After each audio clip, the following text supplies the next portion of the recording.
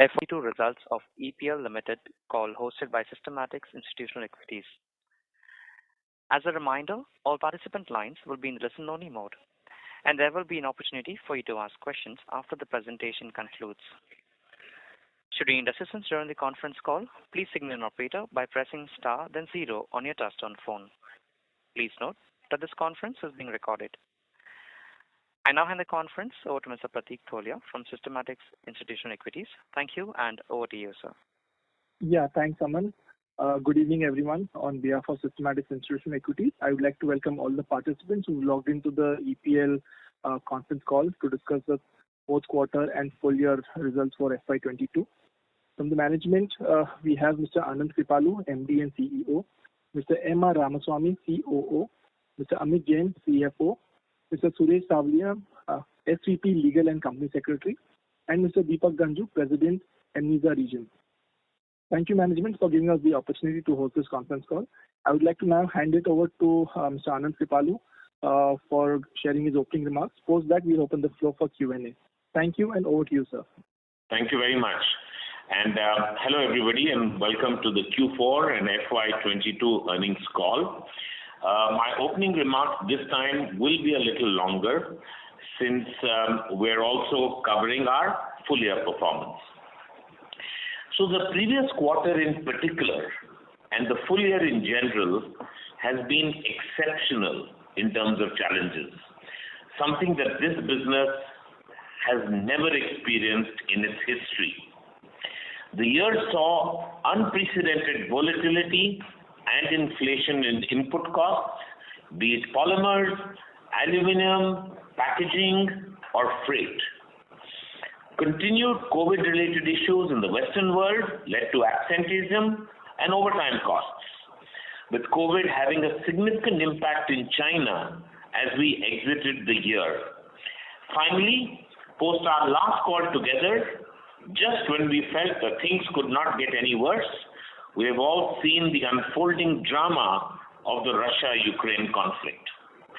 Given this context, I am pleased with where the business has ended.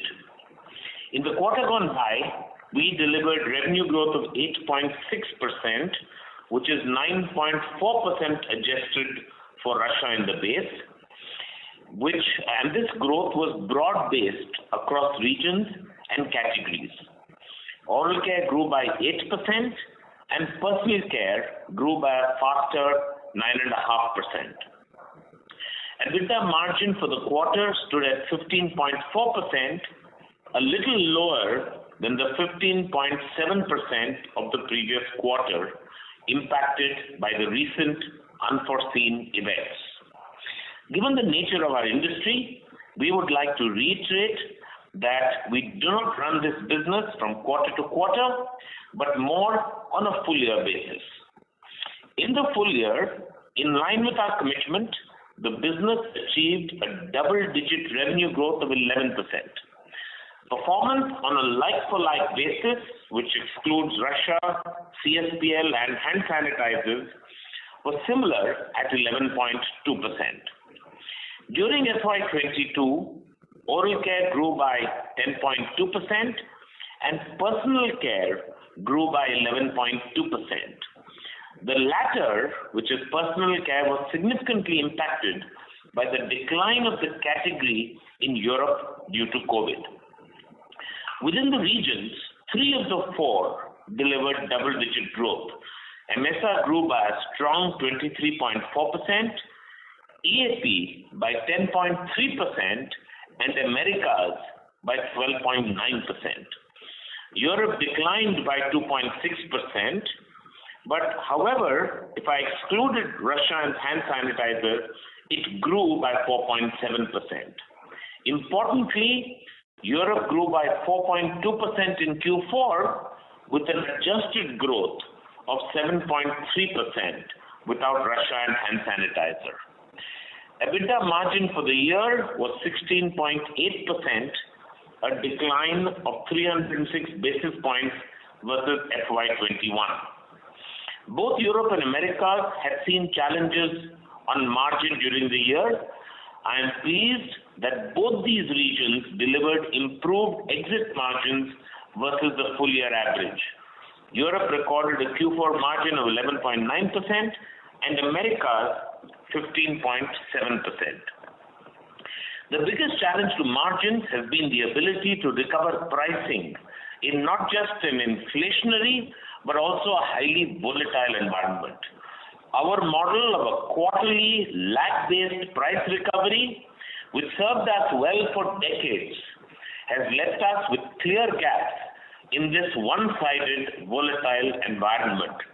This is something we are urgently and aggressively working to address.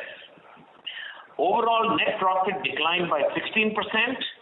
Net of one-offs, PAT was down 12.3% versus the previous year. Despite the challenges of the year, we believe that EPL has achieved an overall performance that is competitive. Moving on to sustainability, ESG, and other business updates for the year, our purpose and ambition is to be the most sustainable packaging company in the world. Having spoken to customers across the board, we believe that this will be a significant source of sustainable competitive advantage. Consequently, we are stepping up our efforts to innovate and lead the pack with an expanded set of 100% recyclable offerings. This ensured a ramp-up of Platina volumes across several of our large and small customers alike, such as Colgate, P&G, Unilever, GSK, Hela, and Vico. We expect this to further ramp up exponentially in FY23. Significantly, we won the World Star Global Packaging Award in 2022 for sustainable offerings in the health and personal care category. In service of leading the pack sustainably, we have made global commitments by joining the New Plastic Economy, an initiative by Ellen MacArthur. We are a founding member of the India Plastics Pact. We are a signatory to the UNGC, or the United Nations Global Compact, and our carbon disclosure project ratings have also been improving year on year. We recently published the second edition of our sustainability report. This is available on our website, and I would urge all of you to access our website and take a look at this sustainability report.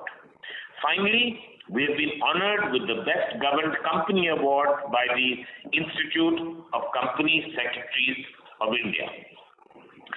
So, looking ahead, as mentioned earlier, our ambition is to be the most sustainable packaging company in the world and deliver sustainable, profitable, double-digit growth.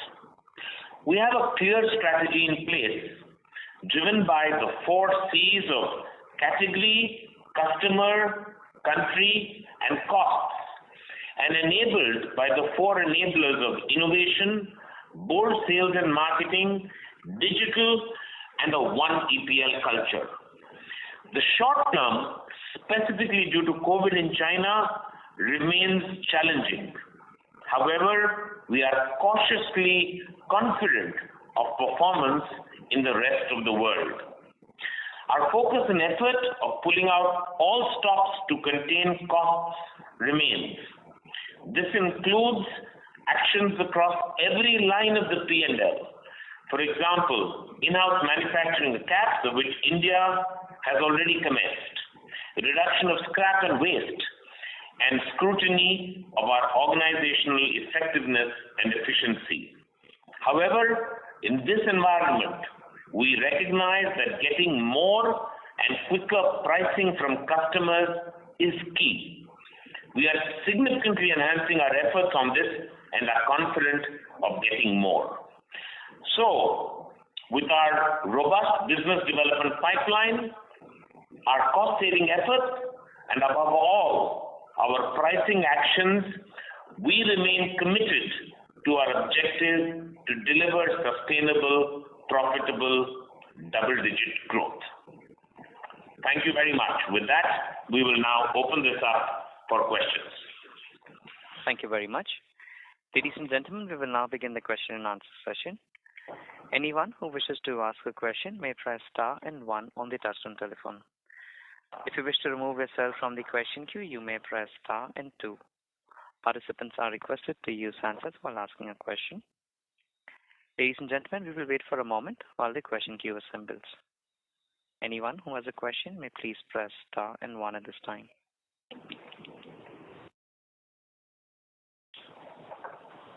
The first question is from the line of Sameer Gupta from IIFL.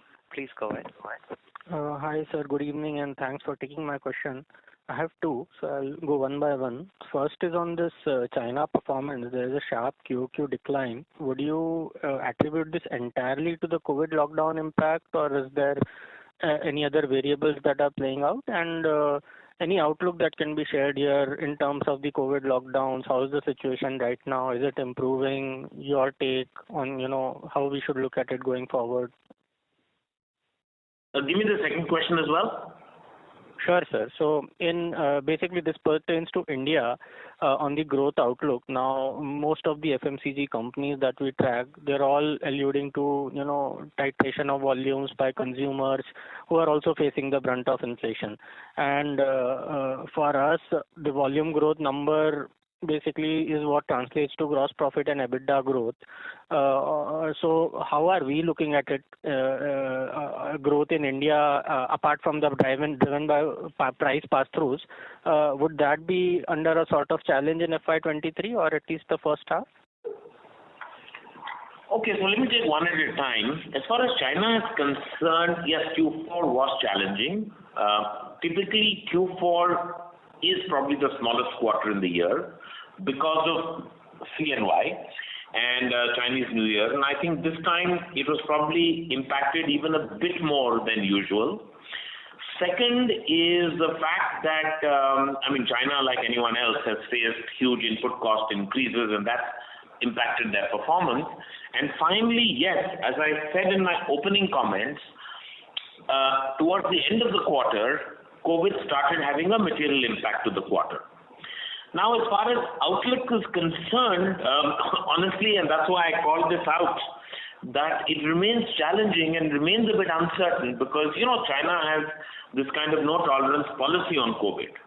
Now, we know the number of cases are coming down in Beijing. However, Beijing largely still remains under lockdown. Okay, Shanghai remains largely under lockdown. The number of cases in Beijing are very few, but because they are spread all over the city, it's not easy for anyone from outside Beijing to go into Beijing or somebody from Beijing to come out of Beijing, okay?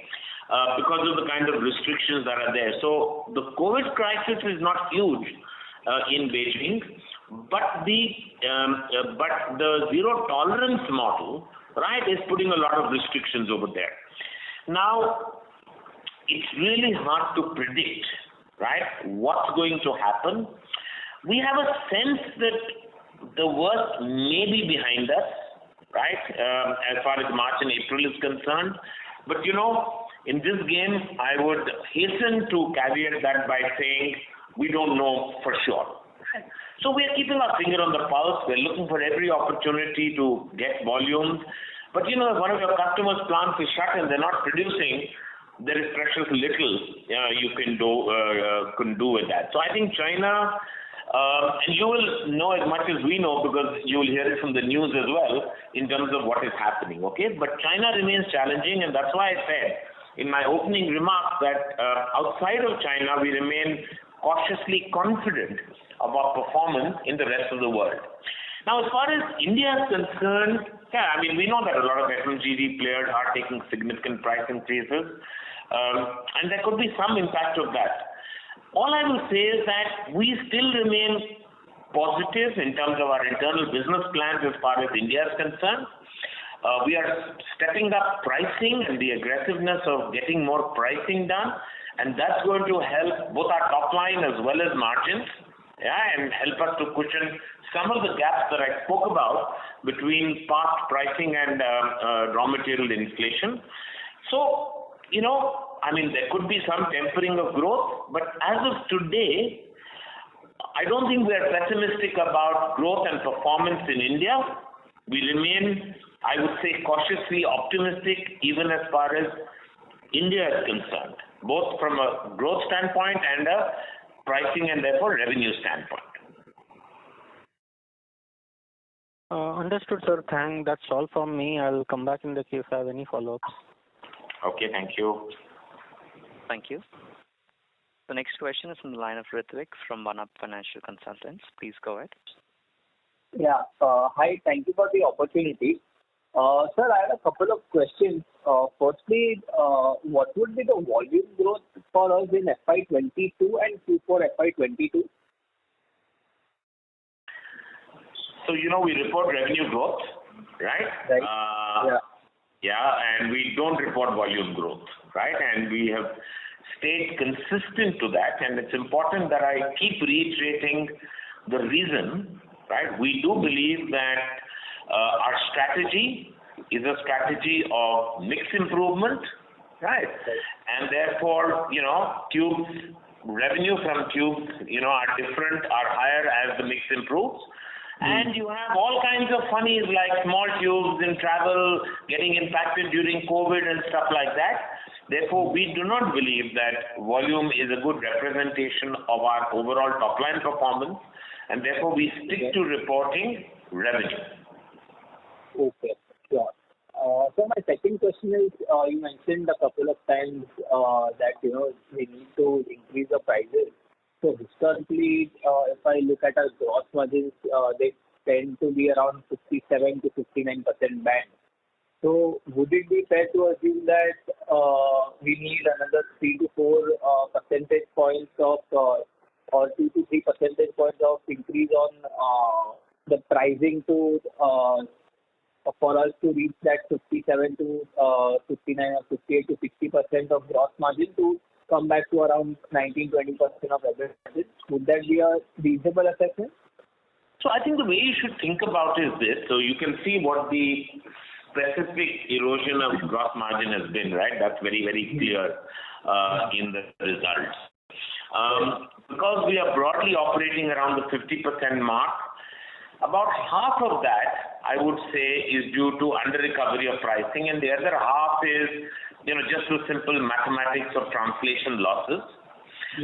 Now, the half that you see that is because of under-recovery in pricing, recognize that this is a moving number, because every day, every month, every quarter, the input is not static. So it's a moving number, and therefore it's a complicated average of a cumulative set of numbers, right? And as we go and push for pricing, it's possible that input cost may go up further. And even if you get the pricing, you may still not see as much as of the improvement as you would expect, right, in the gross margin. So suffice to say that we are pushing as hard as we can, right? We are trying our best to make sure that we don't lose volume and lose customers, right? But we are not easily taking no for an answer. And what we are also figuring out is that the model of having one price conversation and then forgetting about it is a matter of history now, right? Now, every month you have to go back again to the customer if this is the volatility in input costs and say what you gave us last month is great, but next month is a different plan altogether. So I don't think you can simply aggregate it, but our intent is to catch up at least some of the loss in price versus cost that we have seen. Okay. Sure. So probably we can claw back the increase in raw material prices, and some part of the freight and other expenses we will have to take a hit on our P&L, and some part we can get a pass through hopefully.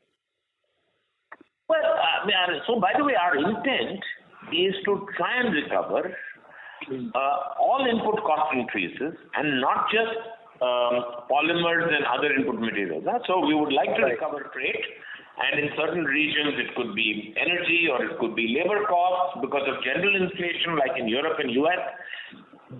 General inflation is 8% plus now, right? So it is not that we are only recovering input costs and not looking at the rest.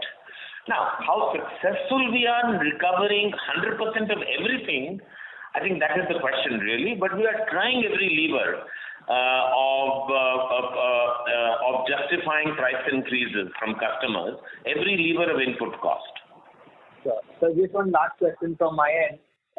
We have been maintaining since we have taken over from the erstwhile promoters that we will try and grow in double digits with improving margin. So does the goal of on a medium term basis, 3 to 5 year basis, our goal is to grow in double digits, or with this it alters anything? Just wanted to figure it out. So I probably heard 50% of what you're saying because the line is very muffled. But you're saying compared to the erstwhile promoters, what's the difference? No. Since they have taken over from the...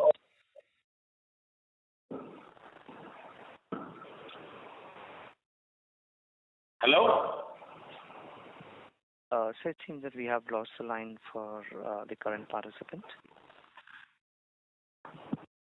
We will move to our next question, that is from the line of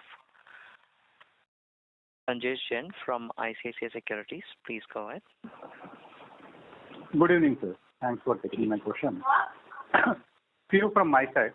First, on the China situation, we also manufacture films in China.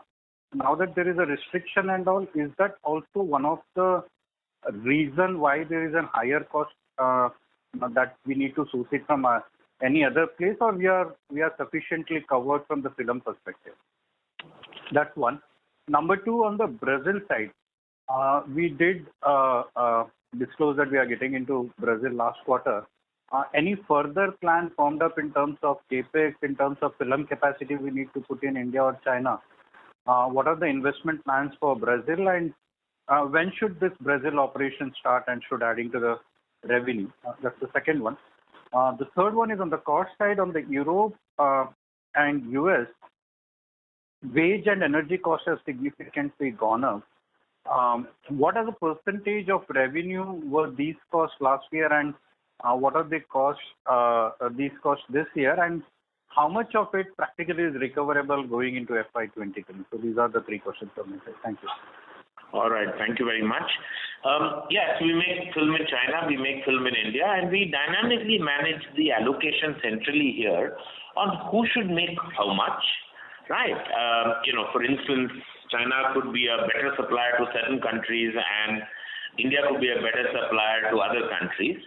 And also we constantly look at the input costs in China and in India to see wherever there is an optimal opportunity to produce and ship at the lowest cost. So we do that dynamically in terms of allocation. As far as Brazil is concerned, we don't believe we need new film capacity as we speak. And the Brazil plans, are probably getting, I would say, finalized as we speak. We haven't yet put capex inside and so on, but we will be doing it soon, right? And I think we've got to give it a few quarters before we believe that we'll be up and ready with any supplies out of Brazil, right? But very clearly, the project is up and running and on track, okay? As far as Europe and US are concerned, yes, wage costs have gone up, energy costs have gone up, as you very rightly said. Our intent is to recover as much of that as possible through way of pricing. And I can tell you this, that our teams are absolutely seized of this issue. We have put together ambitious price recovery plans from our customers, and we remain hopeful that we are going to get a significant part of it back by way of pricing, right? So the teams are absolutely all over this one. And on pricing, it's not just Europe, US, but everywhere. We are all over this in terms of trying to get more pricing done. Fair enough. So just one follow-up on that. So is it fair to assume that Brazil will have a very minimal contribution in FY23? Any material contribution will come only from FY24. Is that a fair assumption? Now, why I'm asking this question? Because it's an existing product, new geography, new customer. That means ramping up should not ideally take too much of time.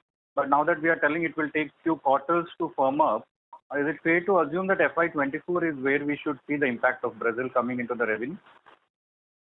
I think it's fair to say that the impact of revenue from Brazil will be relatively small in FY22 and the FY23, and the big impact will happen in the subsequent year, right?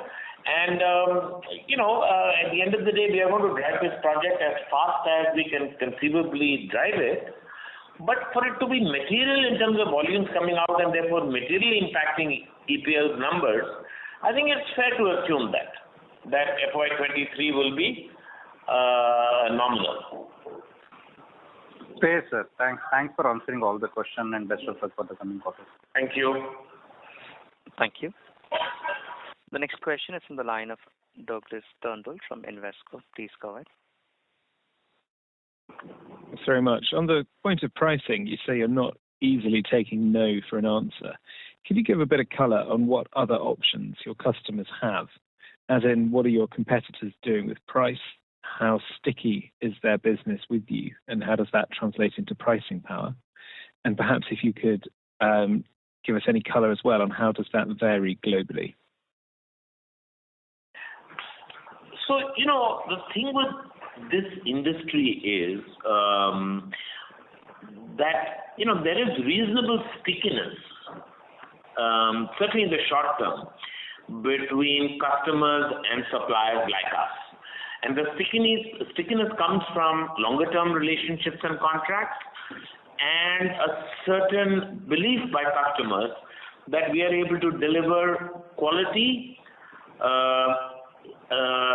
service, and ultimately sustainability and sustainable solutions, right, in line with what they want. Now, I think we have to believe that while tactically any competitor can offer lower cost and we can do that to a customer of one of our competitors, right? Tactically, anyone can do that. But in a sustainable way, in this commodity environment, nobody can deliver with prices that are significantly better than ours. And we'd like to believe that we are amongst the lower cost producers in the world because of where our manufacturing is, which is, a large part is certainly in India and China. And therefore, we'd like to believe, and of course in Poland as well, that we are one of the lower cost producers in the world. So nobody can sustainably deliver something at significantly lower cost in this kind of commodity environment. So, a customer can threaten to move business, and in some extreme cases they could, but we'd be surprised, if anything significant moves away. And, we have to believe also that our relationships are long and deep enough, and customers are cognizant enough of the environment we are in and of the input cost that we are experiencing, that what our asks are is not unreasonable at all, right? Is absolutely justified. And part of it is about the case we are able to make, right? Riding on the relationship that we already have. So I think that's how we are thinking about it. Now, we may lose a fringe bit of volume here or there, but I'd be surprised if we lose anything material. That is really helpful. Thank you very much. Thank you. Thank you. The next question is from the line of Naveen Sahadev from Edelweiss. Please go ahead.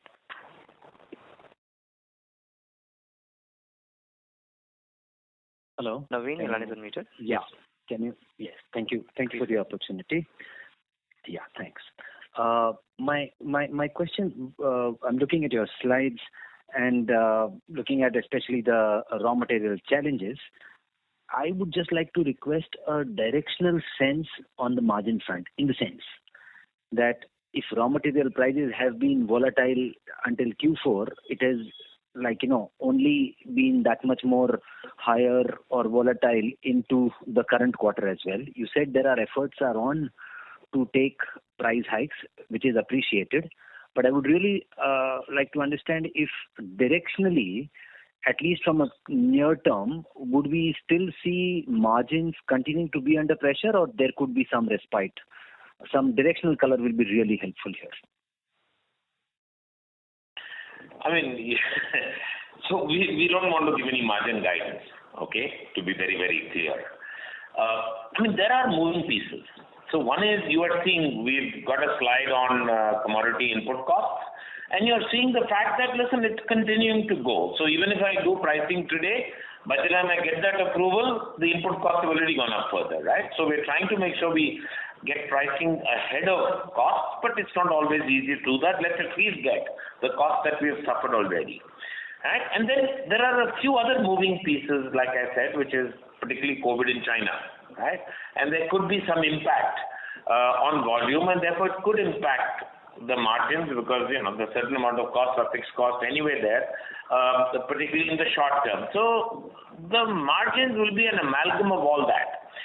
But let me put it this way, that I think if we are able to pursue and realize the price increases that we have embarked on, right, and I have confidence that we will get a good part of that, then I think that, you know, we are not going to, you know, be on a significant landslide on margins, right? We will try and contain where we are and start building back from here, okay? But I have to caveat this by saying that the environment just remains unbelievably unpredictable. Last time, you know, we said that our margins have bottomed out, and then the Ukraine war happened, right? And there was a concomitant set of impacts because of that, okay? So I have to caveat this by saying that it's really hard for us to predict things beyond the point. I think what you need to be reassured of is that is management doing everything it can under the situation to become fitter as an organization and to get pricing from customers, right? And really, what is in our control is what is the only certain thing right now. Everything else is somewhat uncertain because that's the environment we're in. So I can't give you any clear guidance that, you know, margin will go up or not go down further or stay the same. I think we will just have to wait and watch, right? But I do believe the actions we are taking are material enough to help see us through this phase. Right, and appreciate your answer. Just a follow-up there, and pardon my ignorance, please. I recently started tracking this. But, sir, since, like, you know, how much inventory from a raw material perspective, from a policy perspective, how much inventory do we carry? Is it like more like 1 month, 1 to 2 months?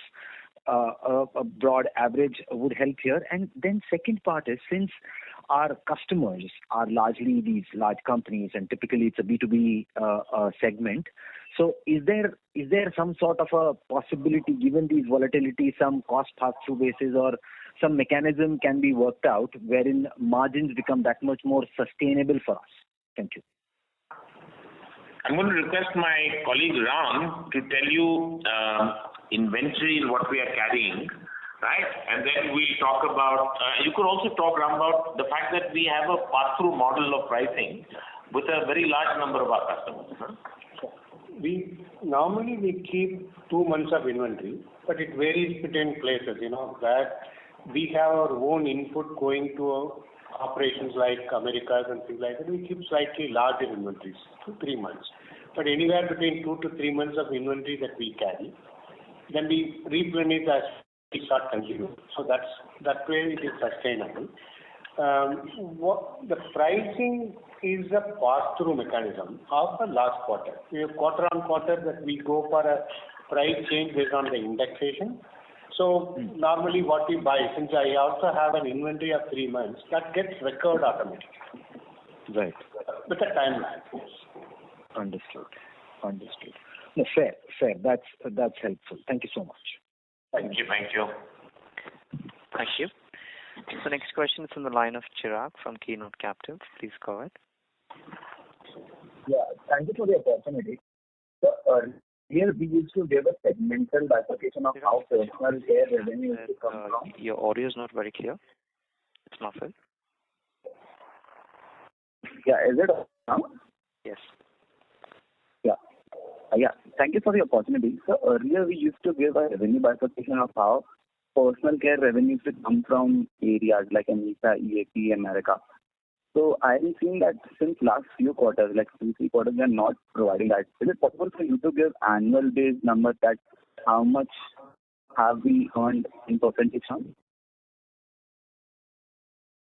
I think, sorry, your question is region-wise category performance, is it? The personal care region-wise performance. Personal region-wise performance. Are we reporting that? So we were reporting FY22. Yeah. It's a portfolio of the various category and various regions. Sometimes some regions are down. Category like Europe, we told earlier that beauty and cosmetic is getting hit. But overall, if you see, we have managed and sustained to keep the composition of our personal care category at 46%. So that we have sustained in the last 3-4 quarters, where even Europe is getting down, we are at 46%. Right, sir. Actually, I just wanted to know majorly from the Americas point of view, because earlier we were said that cross-selling of personal care products is to be hyped up in America. So just wanted to know how we are growing over there. Personal care, which is beauty and cosmetics and pharma combined, has grown double digit in the Americas in full year 22. Okay? So it's grown double digit.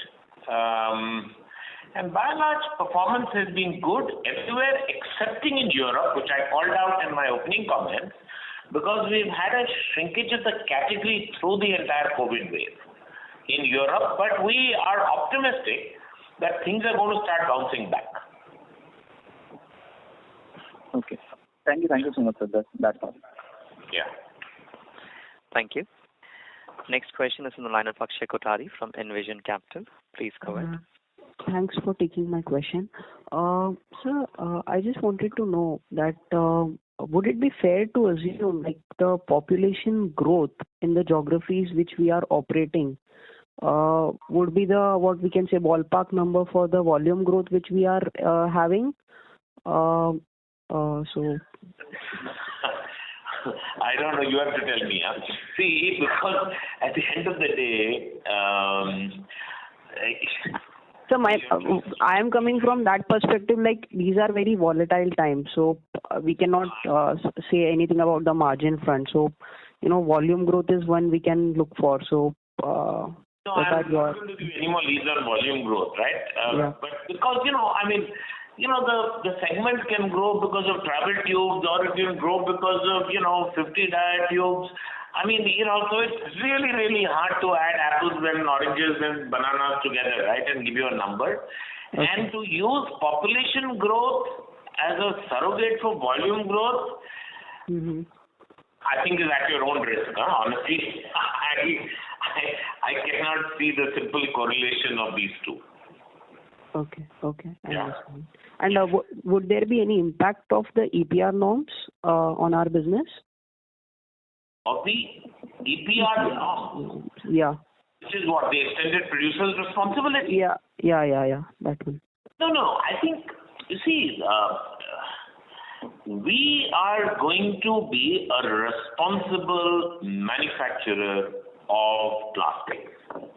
Right? And like I've said, sustainability is a core part of the purpose of our business.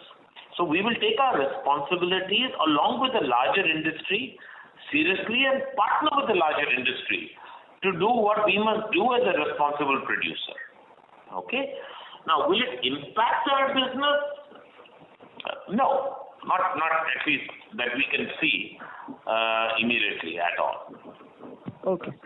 Thanks a lot. That's it from my side. Thank you. The next question is from the line of Sumant Kumar from Motilal Oswal. Please go ahead. Yeah, hi sir. In recent analyst meet, we were talking about we have taken 2 price increases, and we are going to take one more price increase. So can you talk about how much price increase we have taken recently, and when this price increase is effective? There's no simple explanation because different customers, different regions happen on different dates. So I don't think there is any simple thing about saying from this date one round of price increase, from this date another round. And because the commodities have moved the way they've moved, it's been a continuous process, okay, of price increase. Now, each phase of price increase, right, is also not the same as the quantum of the other phase, right? So for this time, we may be trying for a higher quantum than we have tried in the previous two times. So, honestly, this is a continuing process of input cost increases and a continuous process of trying to negotiate higher prices. Okay? But if you were to look at a few simple metrics like our ASP per tube and so on, you'll get an idea of aggregate that has other complications of SKUs and mix and other those things there, right? But you'll get some sense there. Okay. So can we say overall, assuming normal case scenario, from here if the commodity price is going to correct or say stabilize here, this is the bottom of the margin for the company? Nobody can say that commodities have corrected or will bottom out. Nobody, from whatever I know, nobody has that wisdom, right? And therefore, I cannot say anything more on margins than I've already said earlier, actually. Okay. Thank you so much. Thank you. The next question is from the line of Jinesh Karya from Antique Stock Broking. Please go ahead. Sorry, Jinesh. Please go ahead. Yeah, good evening, sir. Am I audible? Yes, hello. Yes, you are audible. Please go ahead. Yes, sir. Just two questions from my side. Firstly, how much would China be contributing to our top line in terms of revenue? China is around 25%. Okay, and so if I'm to assume that first quarter there is no nominal revenue or no revenue from China, how much would be the MSCI growth rate that FY23 could do? Sorry, nobody said that there will be no volume in China or that, it's not as if the full business is shut. Marginal volumes, sir. Sorry? Marginal volumes for the first quarter of FY23. No, but I don't think I said there will be marginal volumes of the first quarter. There will be an impact of COVID. There will be a significant impact of COVID. Right? Okay. But the overall volumes and revenue will still be material in China. Got it. Understood, sir. And secondly, I see there is a jump in inventory days in FY22. So is it attributable to the raw material price increases or is there additional volumes of inventory which has been maintained? No, FY22 was very volatile. Availability of material was an issue, freight was an issue. So wherever there was an opportunity to stock, we stocked, right? Because we placed service over cost, right? Because that's how you grow. So now over a period of time that we will be back once it's normalized, we will reduce our inventories. And one more, that all our China operations as we speak are running. We are not closed even for a day. Some of our customers are closed, we are not closed for even Understood, sir. Thank you so much. That's all from me. Thank you. Thank you. Our next question is from the line of AC Alagappan as an individual investor. Please go ahead. Yeah, good evening.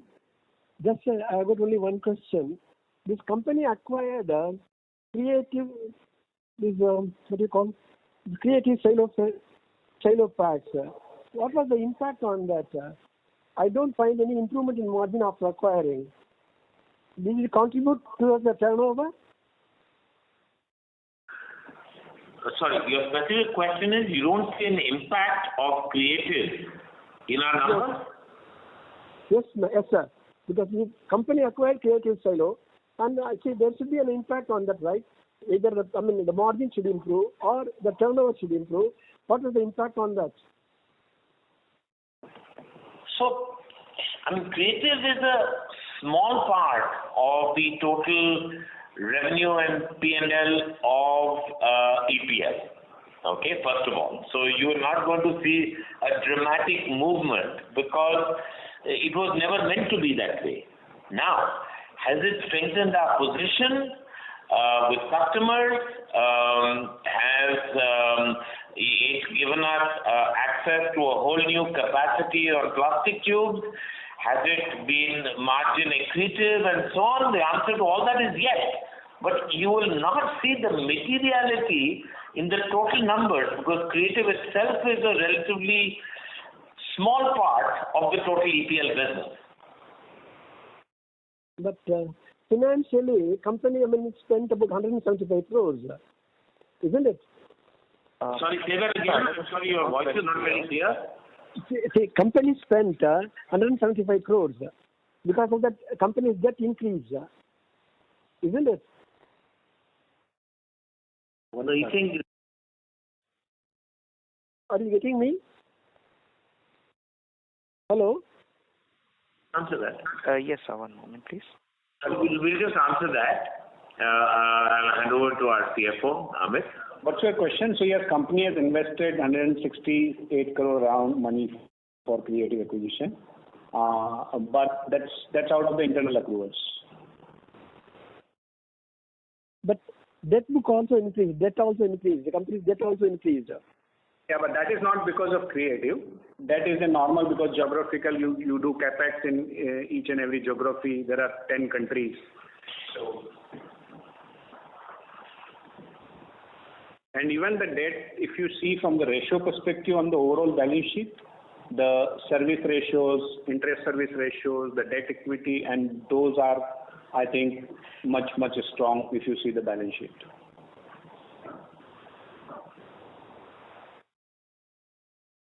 Thank you. Next question is a follow-up question from the line of Douglas Turnbull from Invesco. Please go ahead.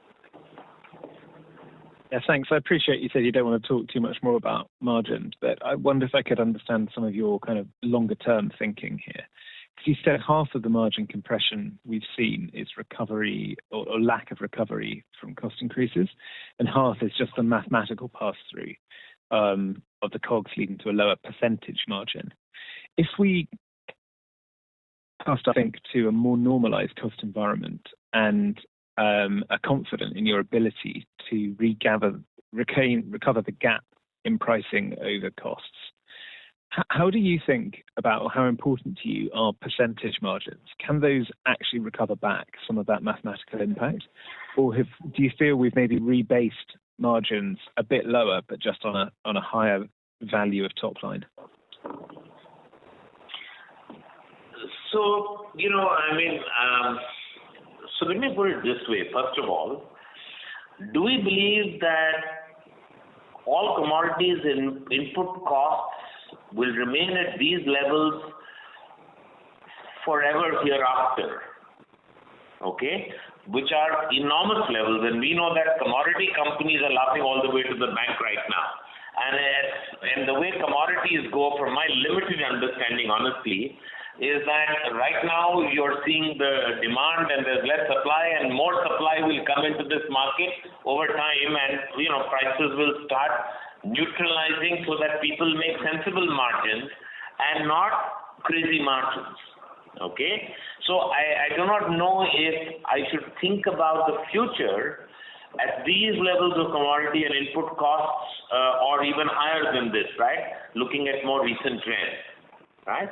Now, having said that, I think, listen, at the end of the day, as a going concern, the absolute margins we make and the percentage margins we make are important, right? So I'm not saying that the percentage margins we make and report are not important.